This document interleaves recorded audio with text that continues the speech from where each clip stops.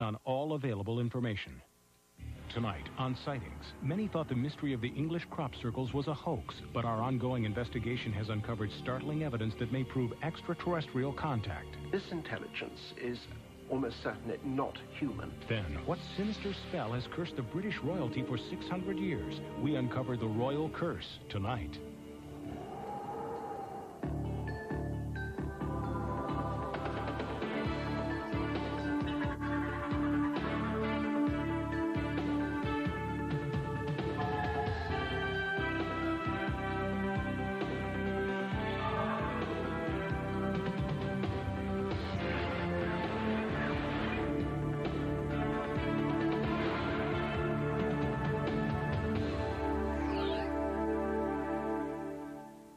Welcome to Sightings. I'm Tim White.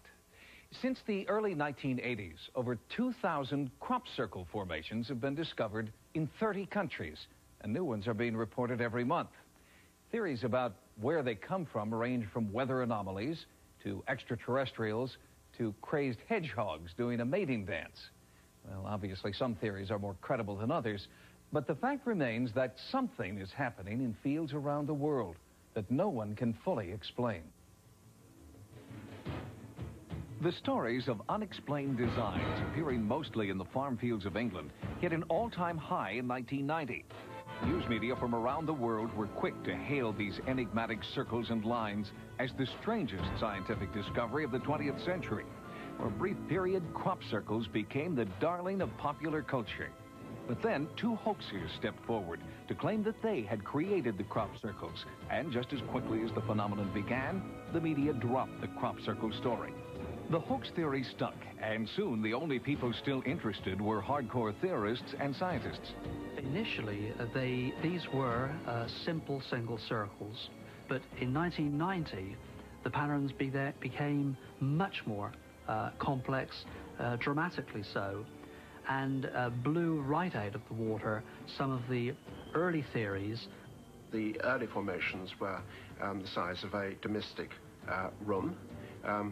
Now you have formation which are almost the size of Central Park, so that we have enormous growth, both in complexity and in size and in numbers.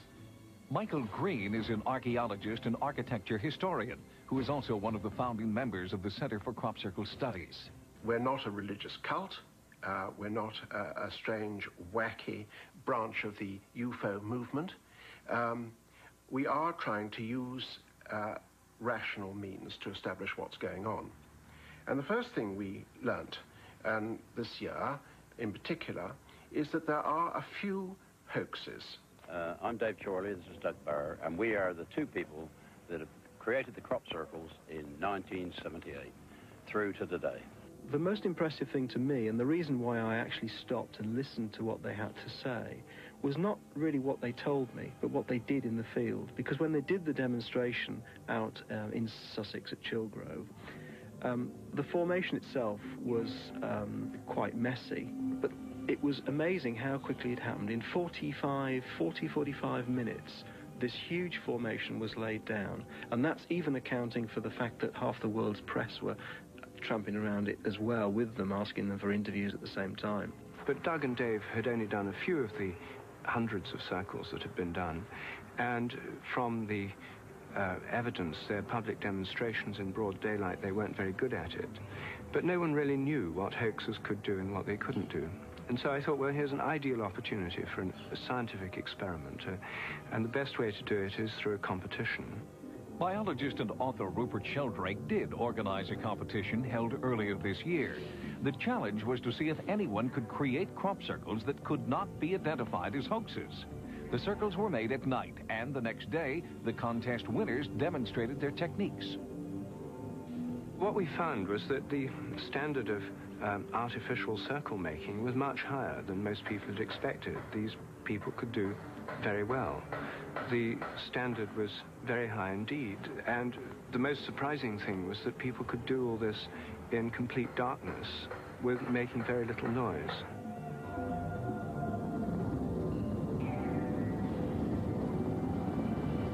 I flew the site the next day, and the aerial pictures that we took show some of the centers of these formations displaying exactly the characteristics that the genuine circles have displayed, and exactly the characteristics that many of the experts have said couldn't be done by people. Things like making rings without having a hole in the center where somebody stands. Things like producing a radial effect where the crop splays out from a central point. And the team that won and the team that came second and third produced really marvelous formations which the judges were very impressed by. So what they show is that many of the features of crop circles could be hoaxes, but they don't show that they are hoaxes. And I mean, the analogy that I find most helpful is the fact you can forge a $20 bill doesn't prove that all $20 bills are forgeries.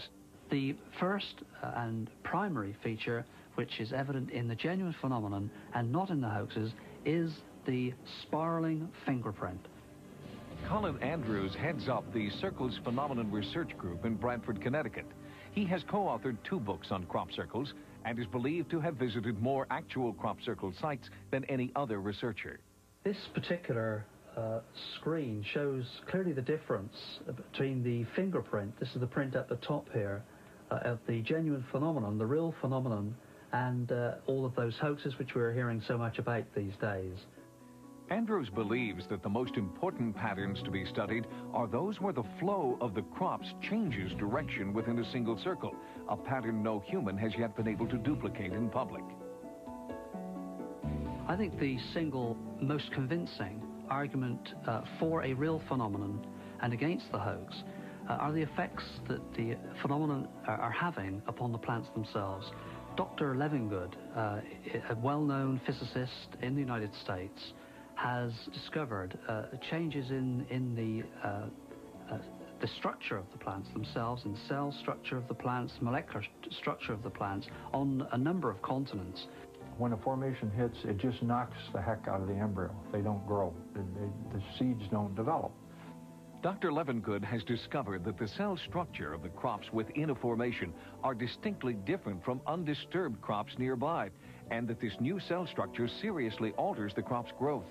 Let me get this straight. A plant that is in a formation undergoes an internal change so that seeds taken from that plant grow a different kind of plant or an altered plant? Altered in both the growth rate and the germination. In some cases, it increases quite significantly. Some people maintain that hoaxsters created not only some, but all of these formations. You buy that? Oh, God, no. No, this is utterly ridiculous. No. If they had that kind of energy, they wouldn't be wasting it out in the field making impressions in a crop. It'd be a new kind of energy distribution, let's say, that I have never heard of. Mathematician Gerald Hawkins is another scientist with an intriguing theory. Professor Hawkins made his mark in the 1950s when he came up with an explanation for Stonehenge, still accepted today. Now, Hawkins has devised a mathematical formula relating the crop circles to the notes of a musical scale. Help us understand that. You're not suggesting that because there's a relationship between the ratios of the crop circles and the ratios of musical tones that you can somehow play the crop circles. I'm not saying that the crop circles are musical. I'm saying that they follow the same mathematical law as the major diatonic scale. No natural physical process that we know will generate the diatonic scale, which is, of course, the white notes on the piano. Therefore, the only theory that we can put forward is that it's done by human beings. It's all a hoax. But they're clever hoaxes, and if it's not a hoax, then we have a major scientific problem on our hands. Professor Hawkins has studied the ratios of the sizes of crop circles and found the same ratios between notes in the diatonic scale. If the music doesn't seem listenable, then it seems to imply there's something beyond music being communicated here. Yes, it could be a copyright insignia of the primary hoaxers or the crop circle makers, and perhaps they may use this later for further information transmission. But I'm not going to predict what crop circle makers will do next. Dr. Hawkins, you're implying that if even one of the crop circles is not the work of a hoaxer, that science will have to rethink everything? I'm afraid so. You only need one in this case, and you have a mystery. What, of course, stands out clearly now is that we have the uncomfortable fact that this intelligence is almost certainly not human.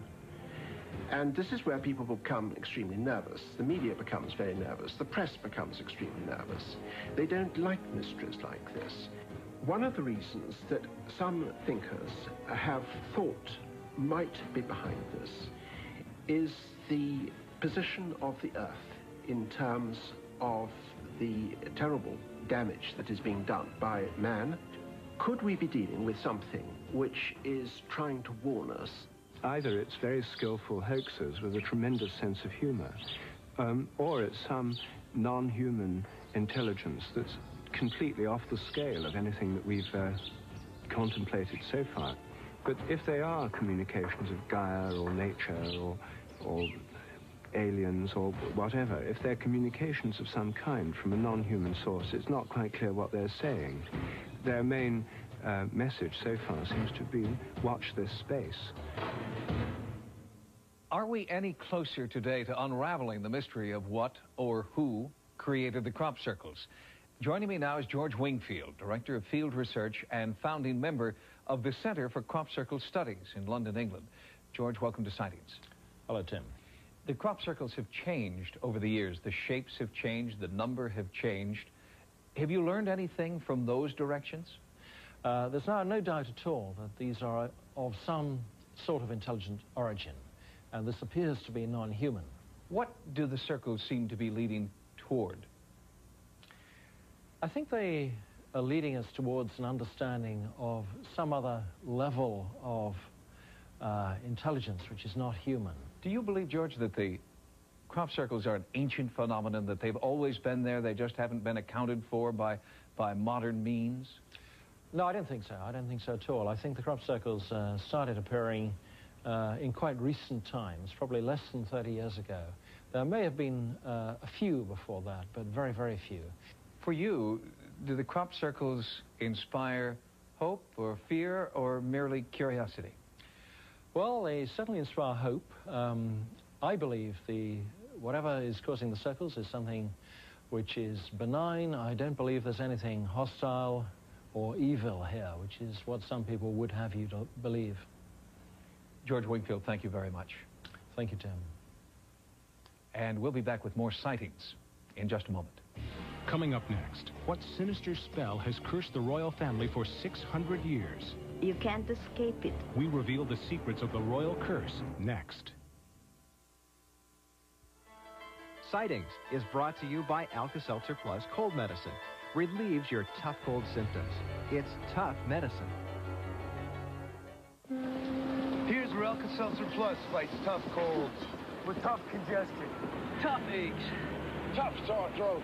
This is why you need a tough medicine. Alka-Seltzer Plus Cold Medicine. The leading cold pill only relieves congestion, but Alka-Seltzer Plus relieves congestion, sore throat, headache, body aches. That's tough medicine. You bet it's tough. Alka-Seltzer Plus Cold Medicine. It's tough medicine. For a cold with a cough, try Alka-Seltzer Plus Cold and Cough Medicine. Just because you go all out, doesn't mean you gotta stink. Not if you're wearing this. And here comes your chance to prove it. And you will, because Old Spice works. Man, does it work. Fights wetness, kills bacteria. The proof? Hey, hotshot. You're looking at her. Old Spice Antiperspirant for great odor protection. You demand proof, not promises. Saturday. Experience the terror of a drive-by shooting. 28 rounds were fired into the house. Cop in Denver, an all-new episode Saturday. It's not a night at the opera, but a perfect body slam can be a beautiful thing. Saturday night's main event, right after Cops, Saturday on Fox. In the past 2 years, Britain's royal family has endured an unprecedented amount of scrutiny and negative press. And some people are not surprised, because they believe the House of Windsor is suffering under an ancient curse. Are the Windsor curse and the current royal troubles just coincidence? Or can a curse really create scandal, hardship, and even death? A curse is one of the most ancient forms of ritual still surviving today. It can be an elaborate spell or hasty words. King Tut's tomb was believed to be cursed, and some of those who entered it did die under unusual circumstances. The Hope Diamond, the largest in the world, is also thought to carry a curse. But can people really be harmed by something that many believe is merely superstition? Curse is magic, black magic. That is a negative wish that can be made by word of mouth, by saying something that would harm somebody. Anybody can be victimized. Anybody is vulnerable. Throughout this century, Britain's royal family has been the object of scandal and tragedy. From the abdication of Edward VIII to the bloody terrorist attack that killed Prince Charles' favorite uncle. Recent revelations about Princess Diana's unhappy marriage and Fergie's impending divorce from Prince Andrew are just the latest misfortunes that some believe are caused by a little-known royal curse. If such a curse exists, could it explain why, for the first time, the role of the whole British monarchy is being questioned, and some are even calling for its end? In 1986, speculation arose that the personal and public misfortunes of the House of Windsor were due to a centuries-old curse. It was believed to have first taken its toll on the Queen Mother's family in the early 19th century at their ancestral home in Scotland. Rumors about the curse surfaced after it was revealed that two nieces of the Queen Mother, thought to be dead, had actually been hidden away in a mental hospital for over 40 years. The nieces, Nerissa and Catherine Bowes-Lyon, are also first cousins to Queen Elizabeth, who is a direct descendant of the Bowes-Lyon family. The fact is that the Queen has an enormous number of cousins, and if you looked through the list of them all, you would find all sorts of, unfortunate characters. So too, there were two nieces of the Queen Mother who it was understood and indeed published that they had died many years ago. And what happened was that they were born mentally deficient. What actually happened in 1986 was that both these women were alive and well at this stage. It is not known whether or not the Queen Mother knew about their existence. It was a scandal at the time because it left a tarnished image on the woman that was otherwise known as the nation's favourite granny. The origin of the royal curse is believed to date back to the 17th century and Glamis Castle in northeastern Scotland. Glamis is the ancestral home of the Bowes-Lyon family. Here in the 1600s, the Lord of Glamis Castle made an error in judgment that many believe the current royal family is still paying for. One of these stories is a result of the feud that existed between the Ogilvy and the Lindsay family. And the story says that a group of Ogilvys were fleeing from the Lindsays and came to Glamis and asked for shelter. And the story says that what he did was to give them shelter in a small room in the thickness of the wall, but then he closed them in, and eventually that room was walled up. And of course they died a terrible death. The Ogilvys were entombed in Glamis Castle for over 100 years. When their chamber was finally opened in the 1700s, a grisly discovery was made. They had been so desperately hungry before they died that they'd even got to the stage of eating their own limbs.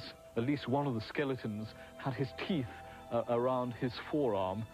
Some believe that when the wall came down, a curse was let loose upon the residents of the castle, a curse conjured up by the murdered members of the Ogilvy clan. The first manifestation of the curse is thought to have occurred in 1821, with the birth of the then Earl's firstborn son, Thomas Bowes-Lyon, the great-great-great-uncle of Queen Elizabeth. He was a, if you like, a hybrid between Quasimodo and Phantom of the Opera. His entire body was covered with hair, almost like an ape. He had no arm, well, very small arms and very small legs. And when his father, the 11th Earl, saw his son and heir, he was so horrified that he banished him from his sight. And the story even goes that he lived to be 100 years old, which would mean that he was still alive in 1921.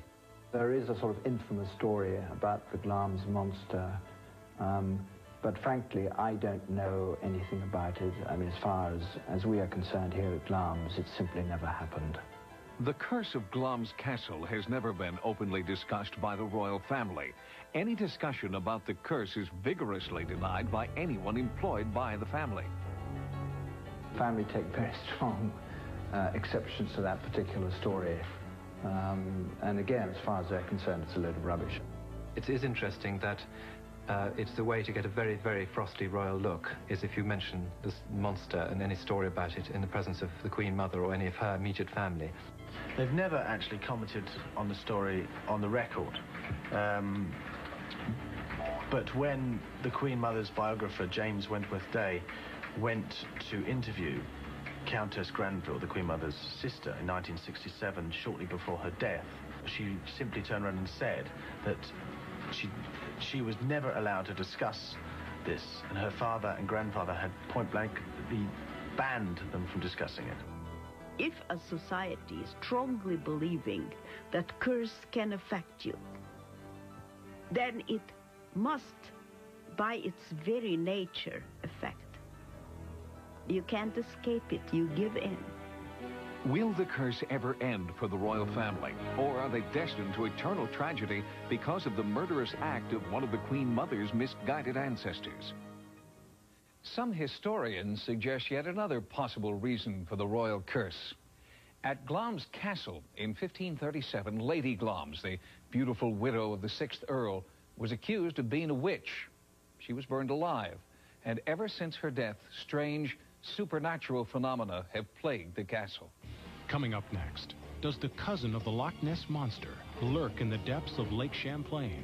Swings his entire body around and lifts his neck and head out of the water entirely.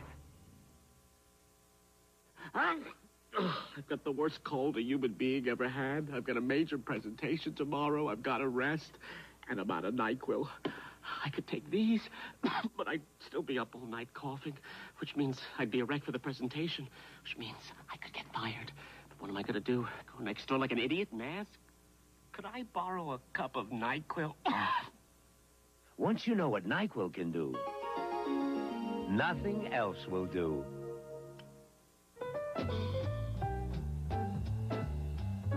With its V6 engine, smooth, quiet ride, and easy front-wheel drive handling, the newest Mercury will, quite frankly, remind you of some cars you've driven before. That's what makes it so different. Introducing Mercury Villager. If it was just another minivan, it wouldn't be a Mercury. All this and the quality of a Mercury. I could tell something was wrong the minute I saw him coughing. Poor Timmy. He was coming down with a cold. I'll be right up. Can you get me a tissue? Mom, could you get us some Vapor Rub, too? So I rubbed Vicks Vapor Rub on his chest and his neck. The penetrating vapors work fast to relieve his cough and nasal congestion. So the next morning... Let's cuff you out of here. Hey, look who's up. Vicks Vapor Rub. Breathe the vapors. Breathe the relief. Tonight, L.A. Law's Corbin Burnson is a famous psychic. Make that ex-psychic. It's easy to foresee somebody's death if you're the killer. You and Lieutenant Marshak are on a case so mystifying. This is a clue. Only a mind reader could predict the outcome. Get all new Likely Suspects next. Attention, all homeowners. Forecasters say a hard winter is on its way to the mid-state. Are you tired of spending too much on high-energy bills? Harding Construction Polywood Tilt Replacement Windows can save you big dollars on your energy bills. Call today, and they'll pay for your first month's utility bill. The call and the information is free, and operators are standing by. This is a very limited time offer, so call Harding Construction today and start saving money. Call Collect 868-0520. That's 868-0520. On a recent special edition of Sightings, we reported on Operation Deep Scan, the latest scientific search for proof of the existence of the Loch Ness Monster. Now, an update on the findings of Operation Deep Scan and information about a lake monster sighted right here in the United States. Operation, the most comprehensive and sophisticated search of Loch Ness to date, did come up with an important new sighting. Using sonar, an unexplained creature of large proportions was tracked through the murky lake for more than 2 miles. Sightings of a similar nature have also occurred in Lake Champlain, along the New York-Vermont border. Recently, increased attention has been focused on the lake after 3 separate eyewitnesses captured video of what they believe is Champ, the Loch Ness Monster's American cousin. It was a huge black man. It was just monster. It was scary. It was that big. Up came the neck and the head, literally like my hand is doing, It turned and it looked at me, and it turned and it went right back down into the water. He swings his neck around and lifts his tail up, swings his entire body around and lifts his neck and head out of the water entirely. Does a loop and, a whole big arch like this in the water and dives back in. A sightings investigative team is currently monitoring Lake Champlain. We'll bring you a full updated report of our findings in the coming weeks. Input from viewers is an important part of our sightings investigations. If you videotape or photograph what you believe to be paranormal activity, our sightings investigative team wants to know about it. To report your sightings, call the Sightings Hotline at 1-900-740-SITE. That's 1-900-740-SITE. Each call 75 cents a minute. Average call lasts 2 minutes, and you must be 18 years or older. Again, the Sightings Hotline is 1-900-740-7483. You're just in time. If you hurry to Red Lobster, you can get one of our 3 new trios.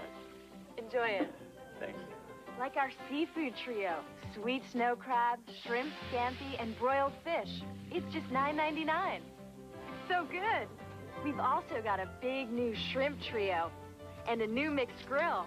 3 trios you'll love for just $9.99. So hurry in for something great. Tonight at Red Lobster. Forget about tug of war with your pantyhose. Nothing's more fitting than Legs Classics. Nothing beats a great pair of legs. Cleaning toilets is a lousy job, so I invented 2000 Flushes Blue to help you. It's loaded with detergents, cleans and deodorizes automatically, up to 4 months. Try my 2000 Flushes Blue. Cleans your toilet with every flush. Oh, Jeff, not feeling good, hon.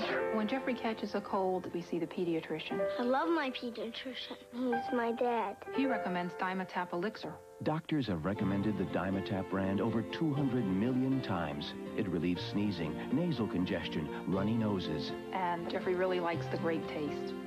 Doctors recommend Dimetap for their families and yours. We have a live-in doctor. He recommends Dimetap Elixir. On the next sightings, from the newly accessible Russian Republic, startling eyewitness evidence of bizarre extraterrestrial contact. And then, a special update on the Iceman. What ancient secrets has he revealed on the next sightings? Join us next time for new investigations into the unexplained. For Sightings, I'm Tim White. The world's top wrestlers battle for championship gold on Saturday night's main event, right after Cops. It's a night of crime and punishment, hosted by Al Bundy. Tomorrow, coming up, a renowned psychic is murdered. Who did it, and why didn't he see it coming? Everything you need for the holidays. All you have to do is add the relatives. Save room for Grandma's pie. What a beautiful centerpiece, Martha. Why, thank you, Rose. Okay, everybody sing. Over the river and through the woods to Grandma. Santa's little helpers are shining up some holiday specials at Hayes Mitsubishi. That's right, Santa. How would you like to have this beautiful new 93 Eclipse as an early present this holiday season? At Hayes Mitsubishi, we're making it easy. For only $97.88 and nothing down, it can be your special holiday gift to yourself. Hayes Mitsubishi does it right. Oh, we'll donate $25 for every new car sold to Tennessee's children in foster care. The magic of the season is right here in Nashville. Visit Santa from 10 to 9 Monday through Saturday and from 12:30 to 6 on Sundays starting November 20th at the Mall at Green Hills.